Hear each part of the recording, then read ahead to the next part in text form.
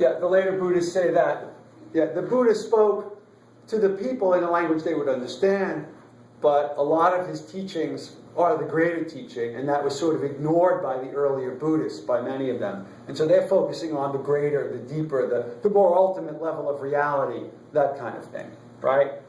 So there's like at least these two divisions, and then there are other divisions, because Buddhism, spread throughout India for the first 1,000 years of its life. After a few centuries, you had the second wave of Buddhism, and different waves of Buddhism traveled throughout different parts of Asia, into China and Japan. That's Mahayana Buddhism, or the second wave Buddhism, so Zen Buddhism and whatnot. And then some of that came back, it came to Tibet, which is kind of like a third wave. Tibetan Buddhism is a kind of blend of all the different Buddhisms put together. And so you've got all these different philosophies that are radically different from each other, and it's all Buddhism, right? So that's where the elephant thing comes in, right? But it's not necessarily a good analogy, because some of them are they're like different creatures. Instead of just an elephant, there's like several, they really are like different creatures, but they have certainly historical origins that, in the same way that Islam and Christianity and Judaism come out of a similar historical thread, or threads, they are very different religions, right? Same thing with different kinds of Buddhism. Buddhists who belong to these different kinds of Buddhism feel very, very strongly that their own way, of course, is the smarter way. And like the later ones called it, they named their doctrine the superior way. And the other ones, the inferior way. Isn't that sort of arrogant? It is arrogant, yes. In fact, some Buddhist scholars won't use these terms. Instead, they'll use geographical terms like Southern Buddhism or this or that. That's better. Yeah, to try to avoid this kind of... because, a Buddhist... It's presumptuous. Yeah, it's presumptuous. It's putting title on something which is something that's supposed to be forbidden, I guess. So, we only have about 6 minutes left, but it might be enough time. And here's the interesting thing, this is an easy chapter. I'm saying a lot of stuff that isn't even in this chapter. In my little lecture here. But what's interesting is the question that Keown addresses, is Buddhism a religion? Is it?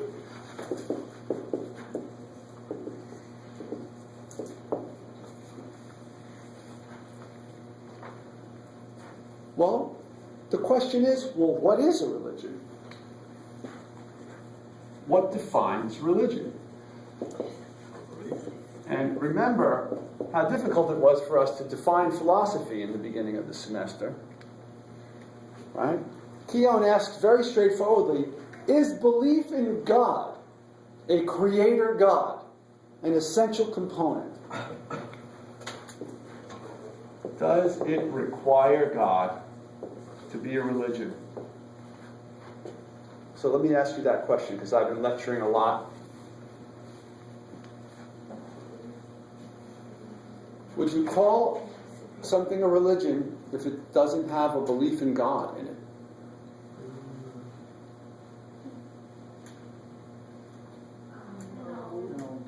Most people say no. Yeah, actually I could still call it a religion. Yeah, so what are the criteria of a religion? Of course, if you belong to a religion that has a belief in God, right, you might say, unless it has a belief in God, it can't really be a religion. It might be something like a religion. And that's sort of what people who are against homosexual marriage say when they say, you can't really consider that marriage because marriage is supposed to be between male and female. Call it something else. It might be some marriage-like relationship, but it isn't really marriage, right? It's the same kind of thing here. Is it or is it not? I get it now. Wow. Right? That's tough. So Something to think about. So that's what Keown does. And he says, actually, and of course, my Keown chapter is holding up my phone, so I don't want to disturb it. So let's see. What is the basic standards of religion, though? Isn't it a belief? Well, that's the thing. This is what I wanted to say. Keown says that there are 7 elements or threads that seem to be in every religion.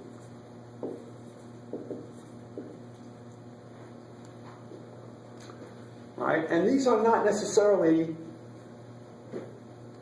like all the same, but they're there. Right? So there's certainly what he calls a mythic element. There's a social element.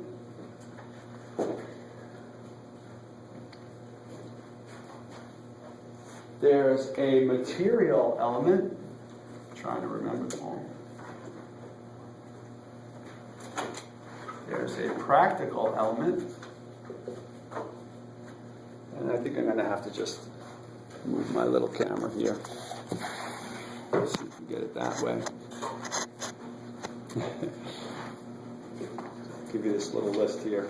This is in the chapter that you were supposed to have read by today, but we know that everybody's a little... Oh yeah, practical includes ritual.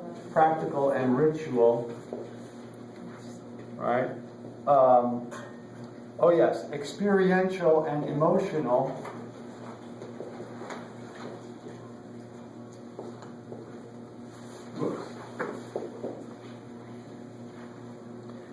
Doctrinal and philosophical.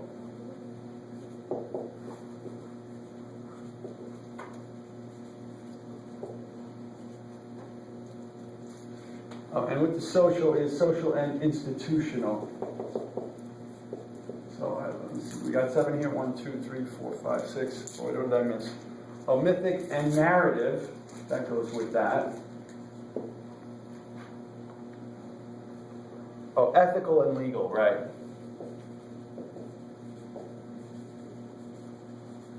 What was number 5? Well, these are not the same numbers as they are in the book, but let me number them so that we can all know what we're talking about. I'll go through them all, in case you can't read this. 1, mythic and narrative. 2, social and institutional. 3, material. Let's see if there's anything with that. No, just material. 4, practical and ritual. 5, experiential and emotional. 6, doctrinal and philosophical. 7, ethical and legal.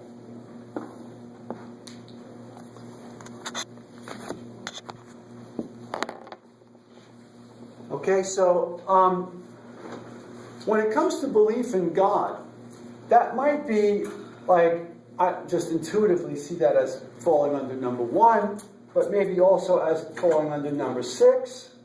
I mean, let's just talk about belief in God for a minute, right? Some people who consider themselves Christians or Jews or Muslims might not think that they know whether or not that God really exists, or whether or not those stories in the Bible or in the Quran or whatever, that they're 100% true or literal, right? You might be a Christian and think, well, I still believe in science and the Big Bang, so the Genesis story is more like a myth that has meaning, but I still believe in God or whatever, right? So like there's a mythical dimension of it and a narrative dimension, right? The stories in the Bible tell you, there's a narrative about what it's all about, right? How it all came to be, right? And then experiential and emotional, that has an element of belief in God in it. If you believe in God, then you may feel God's presence in your life when you are engaged in some kind of practices and rituals also. See the connection between those two? And it might be part of the doctrine, right? What kind of being God is, philosophical doctrines about God's existence and about, all sorts of things connected with it. And there's an ethical dimension, the rules. This is what's right, this is what's wrong, right? That's related to belief in God because God said so, right? When it comes to material, there might be things like mosques and churches and holy water and places that are considered sacred, like Mecca and whatnot, right? And social and institutional, that has to do with monasteries and priesthood and clergy and all that, institutions, right? So you put all these things together, they seem to be part of every religion that we would consider a religion, right? But now what Keown says is that you've got all of this stuff in Buddhism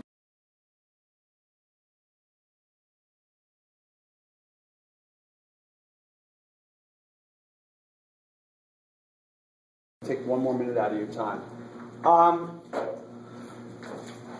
So let's just,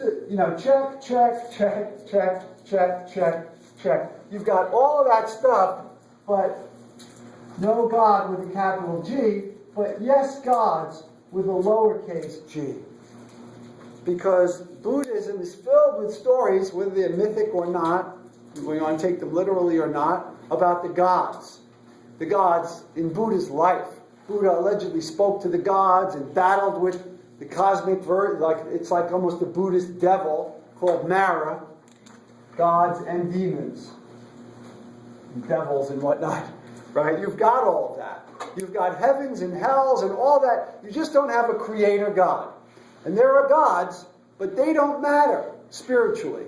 They're caught up in the wheel of birth and death like everybody else. They have karma and they're not enlightened. And it's harder for the gods to become enlightened because they have all these powers and all this bliss and happiness and joy. Right? The human life has a good mixture of pleasure and pain. Buddha thought it's the ideal condition for you to become enlightened. Because if you're too happy, you don't care about enlightenment. If you're suffering and you're a demon, you're too miserable. You're too caught up. Right? The human life is a perfect balance of pleasure and pain, high and low, to make you think about what's really going on and maybe get it and become enlightened and free yourself.